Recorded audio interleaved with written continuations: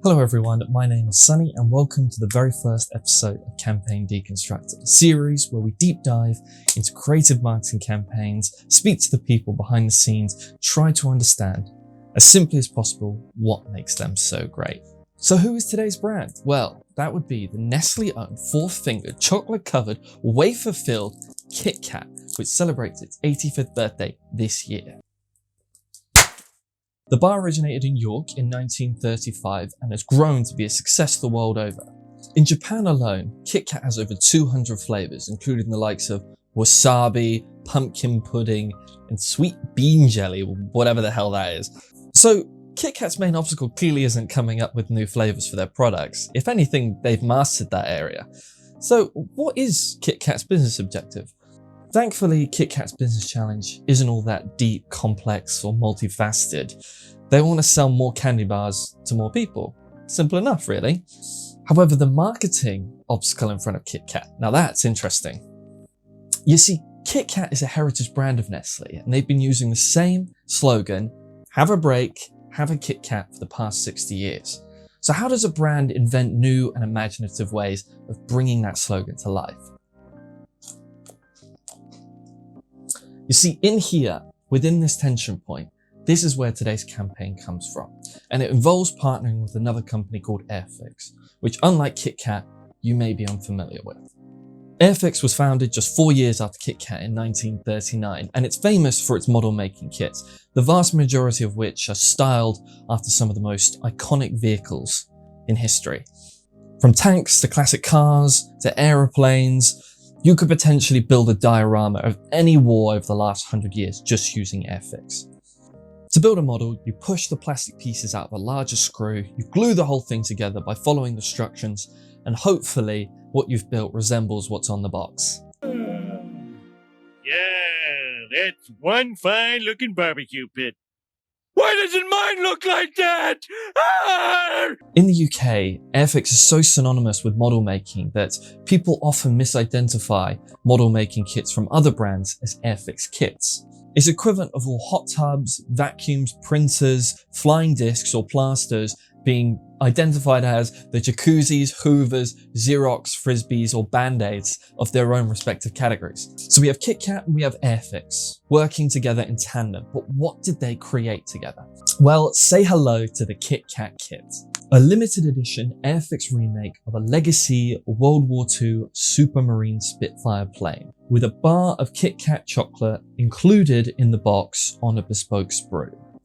Then, when the model builder was precisely halfway through the build and the instruction manual, they were encouraged to stop, have a break, have a KitKat. Now, I spoke with Jason Berry, who is a creative director at Wunderman Thompson, the agency behind this campaign, and he had this to say about why it was right for the brand. We wanted to uncover a passion point with a built-in need for a break. Rather than creating something artificial, we wanted to start with something that felt authentic and real, where KitKat had a right to speak. These models were then sent to 80% of the biggest UK model making influencers, who opened the boxes on their channel, enjoyed their KitKats on camera, and a combined total of 250,000 subscribers across their channels watched it. Now, the earned media was also impressive, increasing by 95%. Now, earned media is also known as organic media. It's essentially the coverage that your campaign gets that you didn't directly have to pay for. It's covered, shared, talked about, written about because journalists want to, not necessarily because you paid them or slid a few extra KitKats into their back pocket. Now, I really love this campaign, and we can thank Wunderman Thompson for it being brought to life. The brand and the agency have had a close partnership for decades now, originally being a J. Walter Thompson heritage brand before it moved over to Wunderman Thompson when the two agencies combined at the end of 2018. Now that we've explained what they did, let's get into the nitty-gritty of why this is so good. Now, firstly, I want to talk about the great use of distinctive assets in this campaign. Now, we've already established that KitKat is no spring chicken.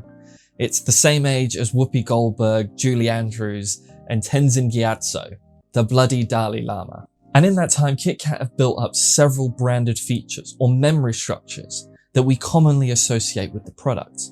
You have the signature red and white packaging, you have the audible break of the KitKat bar, And also you have the distinctive "have a break, have a KitKat" brand slogan. The reason why distinctive assets are so important is explained in Professor Byron Sharp's book, How Brands Grow What Marketers Don't Know.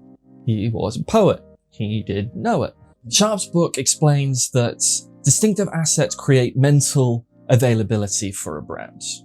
These mental structures evoking memories, emotions, experiences, images, colors, symbols, all of this stuff is so important for creating a connection with the brand. So when you have a very bloated and competitive grocery aisle with every single confectionery brand vying for the consumer's attention, you need distinctive assets to stand out. Madness. That's why Snickers has its distinctive brown packaging and the "You are not you when you're hungry" slogan, or why Cadbury's has the vibrant purple and an image of a gorilla playing a drum kit might make you rumbly in your tumbly. KitKat, Dairy Milk, Snickers. Marketers define all of these as FMCG products, or fast-moving consumer goods. As the name would suggest, these are products that are sold relatively quickly and typically are found at your local supermarket. We're talking alcohol, cosmetics, detergents, cigarettes, meat, baked goods, soft drinks, pet food. You get the idea. For FMCG goods, distinctive assets are particularly important because marketers need to tap into the System 1 decision-making process of yours and my brain. This was a theory developed by Nobel Prize-winning economist Daniel Kahneman for his book Thinking Fast and Slow. As Kahneman explains it, all decisions can be boiled down to two systems. System 1 is the fast, subconscious, and automatic decision-making process by your brain, and which we've already established strengthens those memories, emotions, experiences, images, colors, and symbols, which distinctive assets help influence. Now, System 2 is the opposite. It's conscious, it's slower, it's logical, it's time-inducive. System 2 is for the really considered purchases, the homes, holidays, cars, electronics, what to watch on Netflix every evening, the big stuff. So now that we've established the competitive nature of the FMCG category and the importance of distinctive assets in reinforcing the System 1 decision-making process, how does KitKat leverage its own distinctive assets in this campaign in an effective way? Well, firstly, KitKat and the FX logo use the same color scheme, which is an easy and quick win there. Then you have the parallel of KitKat's central offering in offering people a break who may need it. And when you combine that with model making, which is a long, fiddly, time-inducive process that fits that need state. So have a break, have a KitKat has a specific and unique resonance with this audience. Finally, a more subtle reinforcement of distinctive assets here is the continuous snapping of plastic pieces out of the sprue for model makers mimics the snapping of KitKat's wafer biscuits. And subconsciously, as you do that, you might think of having a KitKat. Jason Berry from Wunderman Thompson says, "This four-finger ritual of snapping and consuming the product, unlike just sticking a Snickers in your mouth mindlessly, enjoying a KitKat bar takes a little bit of work. That is something we play on." KitKat know that distinctive assets equals mental shortcuts, which in turn equals easier recall during the decision-making process. Building up your distinctive assets to be stronger over time increases the likelihood that the next time your consumer is staring indecisively at a vending machine, perusing a supermarket shelf, or the confectionery cart rolls past them on a train. Anything off the trolley, dear? We'll take the lot. These floating voters might just choose your product over all of your competitors. Now that we're halfway through the video, I recommend you pausing and having a break of your own. Enjoy your KitKat.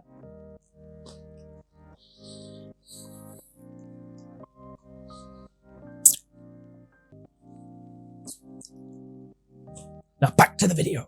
So we now come on to my second point, which is about partnerships and micro-influencers. Now, the KitKat Kit has two central points of collaboration, one with ethics and the other with the model-making micro-influencers. Now, I want to address both of these separately. So let's start with ethics and general brand partnerships in advertising, which we've seen a lot of in the past. You have Doritos partnering with Taco Bell for Locos Tacos. You have Kanye West partnering with Adidas for the Yeezy line, and you have GoPro and Red Bull literally throwing an Austrian man from the Earth's atmosphere as a marketing stunt. Partnerships are great because they enable brands to infiltrate new categories and acquire new audiences. It's the Trojan horse of advertising, but instead of slaughtering all your consumers on the other side, you sell them nacho cheese flavored Doritos, Taco Bell, whatever. You see, KitKat identified model making as an area the brand wanted to explore, but understandably, KitKat have fuck all to do with model making. But do you know who does? Airfix. Not only are Airfix the market leader, but they have previous experience with brand partnerships, working with Bank Santander and agency WCRS. Together, they recreated Lewis Hamilton's F1 car for a TV commercial that saw an Airfix sprue kit being turned into this amazing model. This TV ad was so popular and demand for the kit was so huge that Airfix ended up actually making this product for real for people. So by banking Airfix, KitKat are acquiring an experienced, influential, and insightful partner who can really provide outside-the-box assistance. Wunderman Thompson told us that it took 8 months from this campaign to go from idea to being sent out to influencers, and God knows how long it would have taken if they didn't have that help. We were helped by so many people, it was a lot like the Olympic torch relay.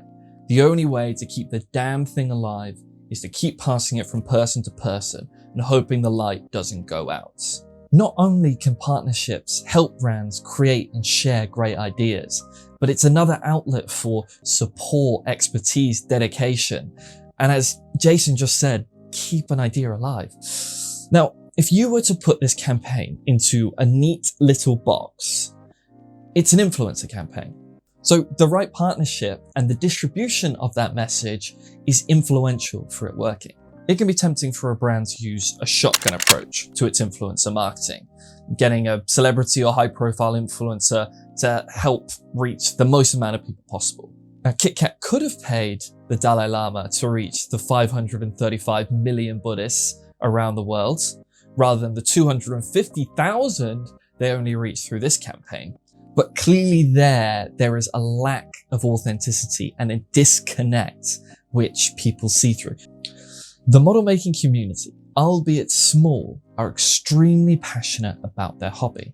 So by using micro-influencers and building a campaign directly around this niche cohort, KitKat can imprint themselves on something these consumers already have a long and deep-rooted history and love for. There is a growing trend amongst many advertisers to target tribes and people with specific passion points. It's rich, fertile, creative ground, which helps focus the creative and the idea.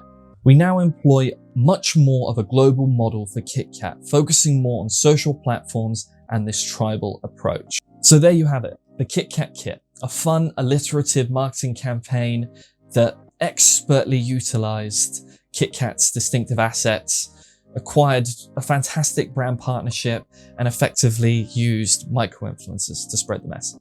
I really hope that KitKat continues down this path and creates campaigns that adapt its slogan in new and unexpected ways. And from this response from Jason Berry, I think we might get that. You've got to give people a philosophy to buy into. That is why KitKat is so powerful. That is one of its key challenges, to keep leveraging this old line and reinventing it. The have a break asset is a vital weapon in keeping KitKat top of mind. This video is specifically based on an insight and strategy that I wrote from the interview that I had with Jason Berry, and there's a complete write-up on that if you want to check it out.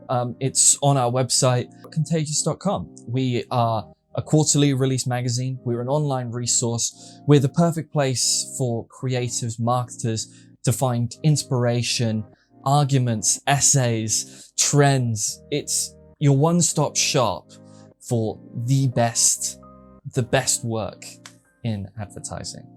Thank you all so much for watching. I hope you all have a great quarantine, and I'm off to take a much needed break. See ya. I'm Sonny. I'm about to take a break with my KitKat.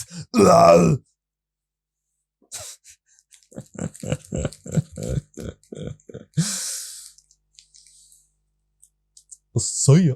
I'll see ya.